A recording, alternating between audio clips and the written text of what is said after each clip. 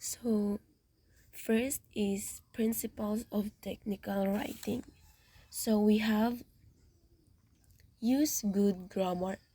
Your readers expect technical documents to be written in standard English.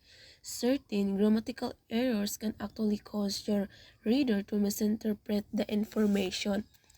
Technical documentation are expected to be written in standard English. So if you do any mistakes or any grammatical error while writing the document, then it could be probably misinterpret the information.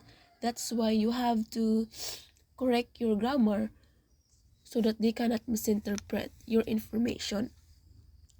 Second is writing concisely. So choosing your words deliberately and precisely. So first, avoid wordiness. Not everyone good at words, so use the common words so that the uses can understand. Better thing to keep in mind, avoid long sentences. It might difficult to understand long sentences. So go for short sentences and avoid wordiness words in sentences which make it clear and concise. Next is active voice. So, using active voice in technical writing means structuring sentences so that the subject of the sentence performs the action.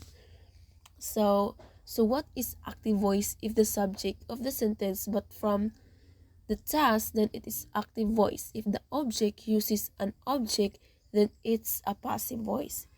Example, the abcd.xml file is to be deleted.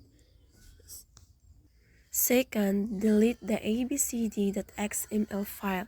So which one is more direct? The second one, and it is an active words which is clear and direct. So it always needed to use active voice in the technical documents. And use gender neutral language. Do not use he, she, his, or her while writing the technical document. Instead, use plural or second person imperative, like uses, reader, etc.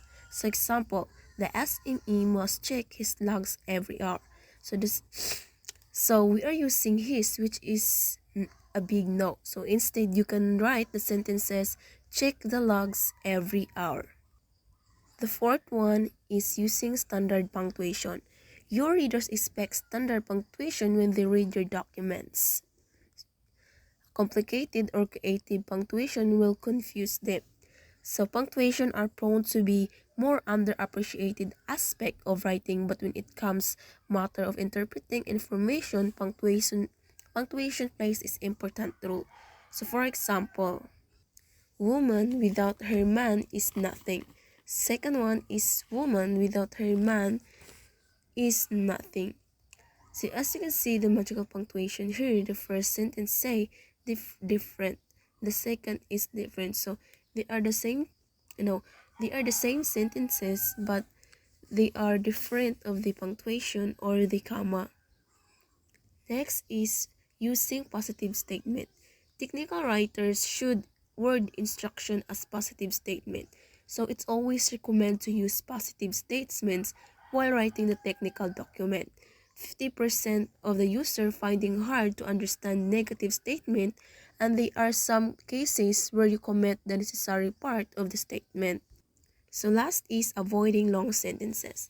Short sentences are easier to understand than long sentences.